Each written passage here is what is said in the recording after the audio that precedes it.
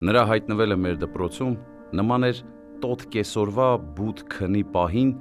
ննջարան ներխուժած ոսկեկրակ մեղվի հայտնության։ Դպրոցն էլ ասես քաղցրացավ։ Դպրոցն ինչ-որ մագնիսականություն ձեռք բերեց։ Ես արդեն 8-րդ դասարանում էի սովորում։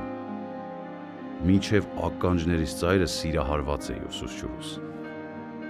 Նա եկավ ու առանց որևէ ճիգ գործադրելու, առանց իսկ այդ մասին կասկածելու, տիրացավ իմ սրտին։ Նա հազիվ 19-20 տարեկան էր։ Աչքերս ամենուր նրան էին փնտրում և երբ գտնում էի նրան, այդ պահից սկսում էին տաքանալ, շիկանալ։ Երևի ինքն էլ էր դա զգում գրատախտակի առաջ, գիր անելիս, կամ հանկարծ կտրուկ կշրջվեր ու կբռնացներ իրեն գուրգուրող իմ հայացքը։